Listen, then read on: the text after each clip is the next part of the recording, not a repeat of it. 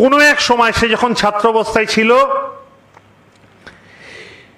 সে দক্ষিণ কলকাতা জেলার সবচেয়ে নিম্ন পোস্ট, মানে যারা যেখানে আপকামিং স্টুডেন্টদের আমরা ছাত্র নেতাদের তুলে আনি বলে ভাবি, সেই অর্গানাইজিং সেক্রেটারি আমরা আমাদের যে জেলার সভাপতি আছে সে সেই সময় করেছিল। কিন্তু আপনাদের জ্ঞাতার্থে জানিয়ে রেখে আমাদের 36খানা জেলাতেই প্রায় এরকম 50, 80, 100 জন করে আমরা ডিস্ট্রিক্ট কমিটি করি, কারণ যাতে আগামী দিনতে তুলে আনা যায়।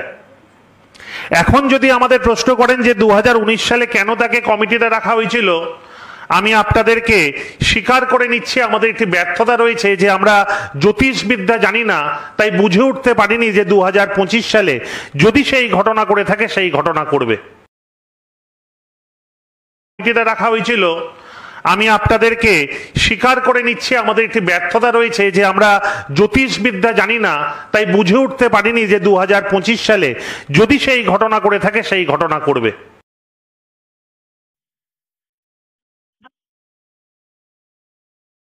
এই ছেলেটির নাম তৃণাঙ্কুর ভট্টাচার্য। মুখে আনতেও লজ্জা লাগে, ছবি দেখালাম যে তার জন্য আমি প্রথমেই আপনাদের কাছে ক্ষমা প্রার্থী। এর কথাবার্তা শুনলে হঠাৎ করে আবার শিরোনামে এসছে কসবার ঘটনার অব্যবহিত পড়ে। দেখলেন তো কিভাবে সে আত্মপক্ষ সমর্থন করছে এবং কিভাবে ওই চূড়ান্ত দুরাত্মা মনোজিৎ মিশ্রকে অ্যাজ ইফ সে কীটপতঙ্গের মতো তাকে ঝেড়ে ফেলছে। সে করুক, কিন্তু একে তো আমি জীবনে চিনিনি, চেনার প্রশ্ন নেই, আজকের পরে কোনোদিন চিনতে চাইও না। কিন্তু আমি বসে বসে ভাবছিলাম, আমার বন্ধু কল্যাণ বন্দ্যোপাধ্যায় ইম্পালসিভ লোক, কিন্তু মাঝে মাঝে একদম সঠিক কথাও বলে। কল্যাণ ঠিক এই ছেলেটিকে চিনতে পেরেছে, বুঝতে পেরেছে যে শুধু আইএসও সার্টিফাইড মিথ্যেবাদী নয়, এর নেতৃত্বে ছাত্র পরিষদ যা করছে তাতে তৃণমূল কংগ্রেসের লাভ হওয়ার বদলে ব্যাপক ক্ষতি হয়ে যাচ্ছে। এখন কল্যাণের একটা কুচপরোয়া নেই ভাব আছে, কেননা ও জানে দিদির আশীর্বাদ সবসময় ওর সঙ্গে আছে। তৃণমূল কংগ্রেসে সিনিয়র লিডারদের মধ্যে এমন অনেকে আছেন যারা কল্যাণের এই কথার সঙ্গে একমত, কিন্তু তারা কেউ পেটে কামান মারলেও এ নিয়ে একটি বাক্য উচ্চারণ করবেন। কেন জানেন? কেননা ঘোষিতভাবে দলের ছাত্র এবং যুব সংগঠনের অভিভাবকের নাম অভিষেক বন্দ্যোপাধ্যায়। যেমন গুরু তেমনি তো চেলা হবে। এই ছেলেটি একটু বেশি চালাক, অতি চালাকের গলায় দড়ি পড়ে, এর কবে পড়বে আমি জানি না। কিন্তু এই যে মনোজিৎ সম্পর্কে এখনো সে বলছে যদি করে থাকে, আর তারপরে ভ্যাস্টামোর একদম চরম সীমায় গিয়ে বলছে আমরা আমাদের ব্যর্থতা হয়ে গেছে, কেননা আমরা তো কখনো জ্যোতিষ চর্চা করিনি, তাই 2019 সালে কি করে বুঝবো যে 2025-এ এই ছেলেটি ধর্ষকের ভূমিকায় অবতীর্ণ হবে। দেখুন, আমরাও একসময় ছাত্র রাজনীতি করেছি, কিন্তু ছাত্র পরিষদের এইরকম পোকার ফেস মিথ্যেবাদী নেতা কখনো হয়েছে বলে আমি দেখিনি। এবার আমি দিচ্ছি হাটে হাড়ি ভেঙে। কসবা কলেজে ঘটনাটা ঘটেছে কবে? 25শে জুন। ঠিক তার 24 ঘন্টা পরে অর্থাৎ 26শে জুন এই ছাত্র পরিষদের স্টেট কমিটি এবং ডিস্ট্রিক্ট কমিটি পুনর্গঠিত ঘোষণা হওয়ার কথা ছিল। এবং আপনারা শুনলে তাজ্জব হয়ে যাবেন, এই যে বাচ্চা মেয়েটির পিছনে আদার জলকে তৃণমূলীরা এখন লেগেছে, সেই রাজন্যা ও তার স্বামী প্রান্তিককে ওই কমিটিতে ফিরিয়ে আনা হবে বলে তাদের দেখানো হয়েছিল। আজব দল। তার চেয়েও বড় খবর হলো, পুনর্গঠিত স্টেট কমিটিতে জেনারেল সেক্রেটারি হিসেবে এই মনোজিৎ মিশ্রর নাম ছিল। 25শে জুনের ওই ঘটনা পরে ঘাবড়ে গিয়ে আর ওই তালিকা প্রকাশ করা হয়নি। আমি সচরাচর না জেনে কোনো কথা বলি না, আর এক্ষেত্রে চক্ষুকর্ণের বিবাদ ভঞ্জন করেই বলছি। এবং আমি জানি ওই যে প্রস্তাবিত কমিটির তালিকা কলকাতা শহরে আরো বেশ কয়েকজন সাংবাদিকের কাছে আছে, কিন্তু তারা লাইভ ধর্ষণ দেখাতে যতটা তৎপর, এইরকম একটা চরম নক্কারজনক সিদ্ধান্ত বেআব্রু করে দেওয়ার ব্যাপারে কোনো তৎপরতাই দেখাচ্ছে। কেন জানেন? দক্ষিণ কলকাতার এক প্রভাবশালী মন্ত্রী, যিনি স্নিকার পরে এবং বিরাট বড় ঘড়ি নিয়ে দিদিমণির পিছনে পিছনে চলেন, তিনি মিডিয়া বন্ধুদের বলে দিয়েছেন, এই ভাই তোমরা কিছুতেই কিন্তু এটা ছেপো। ছাপলে কি আবার হতো? দোকান কাটা একটা দলে এবং দোকান কাটা সরকার মনোজিৎ মিশ্রকে, এই লোকটা, এই ছেলেটি জেনারেল সেক্রেটারি করবে বলে ঠিক করেছিল। আর যেই সে ওই জেনারেল সেক্রেটারি হওয়ার আনন্দে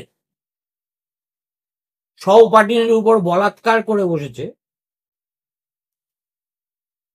এবং একথা ঘোষণা করে যে পুলিশ আমার টিকিও ধরতে পারবে, তাকে অ্যাজ ইফ সে একটা জেলা কমিটির কি একটা জেলা সভাপতি, এই যে বললো না 36টা ওদের নাকি জেলা কমিটি আছে, 36টা। পশ্চিমবঙ্গে জেলার সংখ্যা যা, সাংগঠনিক জেলার সংখ্যা তার চেয়ে বেশি। আমি একটু কৌতূহলী বেশি, এই বয়সেও কৌতূহল দমন করতে পারি না, তাই আমার উত্তরবঙ্গে যেসব সাংবাদিক বন্ধু আছে তাদেরকে জনে জনে টেলিফোন করে জানতে চাইছিলাম যে এই যে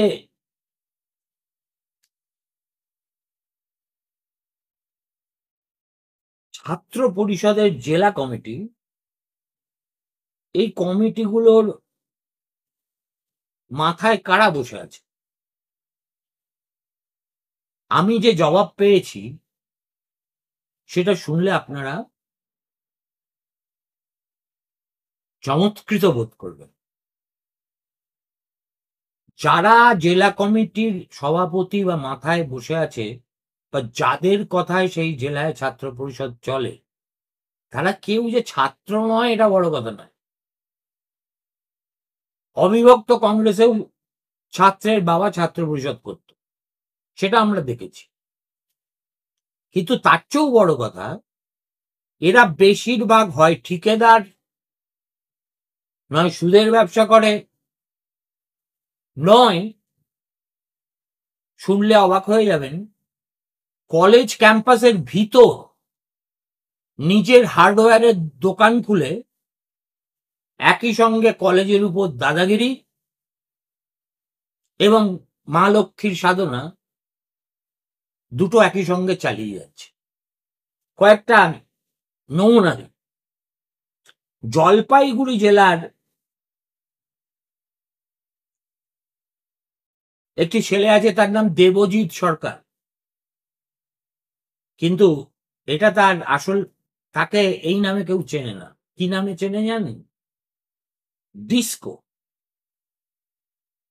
রাজ্যের যে এক্সিকিউটিভ কমিটি আছে টিএমসিপি, তার সদস্য। এছাড়া জলপাইগুড়ির যে টিএমসিপি প্রেসিডেন্ট, তার নাম গৌরব ঘোষ। পেশায় কি জানেন? টাকা ধার দিয়ে মহাজনী কারবার করা। তারপরে আসুন দক্ষিণ দিনাজপুরের কৌশিক সাহা। এ আবার এর একই অঙ্গে অনেক রূপ। টিএমসিপির স্টেট কমিটির সদস্য, জেলার যুব কংগ্রেসের সেক্রেটারি, থাকে গঙ্গারামপুরে যেটা, এবং এর কথাই বলছিলাম যে শুধু কন্ট্রাক্টরই করে তা নয়, কলেজের জায়গা দখল করে নিয়ে সেখানে নিজের একটা হার্ডওয়্যার স্টোর খুলে বসে আছে। পুলিশও দেখে না, কারুর চোখে পড়ে না।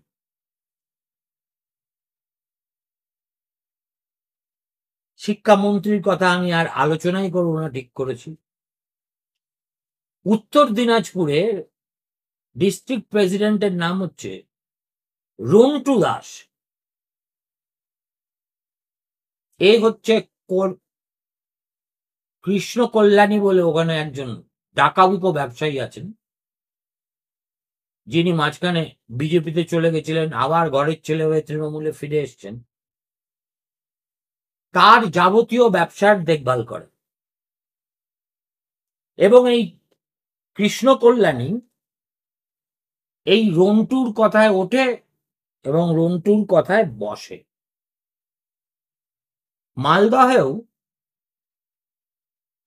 যে ছেলেটি ছাত্র পরিষদের সভাপতি, নামটা ভুলে যাচ্ছি, সে যে শুধু জনা কয়েক ছাত্রের বাপ তাই নয়, তার পেশাগত পরিচয় ঠিকাদারি। এই যে বেছে বেছে ঠিকাদার, সুদখোর টাইপের লোকগুলোকে যখন ছাত্র সংগঠনের মধ্যে আনা হয় এবং মাথায় বসিয়ে দেওয়া হয়, তখন এর থেকে ইঙ্গিতটা খুব পরিষ্কার। আমি শুনে থ হয়ে গেলাম যে মফস্বলের এক একটা কলেজের ইউনিয়নের অ্যানুয়াল বাজেট কারো 70 লাখ, কারো 80 লাখ, কারো 90 লাখ। ভাবতে পারেন? এই কিছুদিন আগেই কলকাতায় সুনিধি চৌহানকে দিয়ে গাওয়ানোর জন্য একটা কলেজের ইউনিয়ন কত 40 লক্ষ না কত টাকা খরচা করেছে। সেটা জানতে পেরে সৌগত রায় প্রকাশ্য মঞ্চ থেকে ভৎসনা করে বলেছিলেন, তোমরা ছাত্ররা এত টাকা পাও কোত্থেকে? সৌগতদা একটু যা বলার বলে দেন, আর তারপরে একটু উদাসী কবির মতো আচরণ করেন। তিনি ভালো করে জানেন এই টাকা কোত্থেকে আসে। বলে দিচ্ছি আপনাদের, এই টাকা এই বছরের আগে পর্যন্ত আসতো ছাত্রছাত্রী ভর্তি করাকে কেন্দ্র করে। এবার শুনছি কি অনলাইন না কি সব হয়েছে, তাও শেষ পর্যন্ত দেখবেন এরা ঠিক পেনিট্রেট করে যা মাল কামানোর কামিয়ে নেবে। এবং এই যে টাকা ওঠে এবং সেই টাকার একটা বড় অংশ সংগঠনের মাথার লোকজনের মাধ্যমে যথাস্থানে পৌঁছে যায়, এটা আমার কাছে অকল্পনীয় ছিল। একটা দল নষ্ট হতে হতে নষ্ট হতে হতে কোন অতল গহ্বরে পড়লে ছাত্র সংগঠনটাকেও মাল তোলার যন্ত্রে পর্যবসিত করে। এই মনোজিৎ মিশ্রর ঘটনা না ঘটলে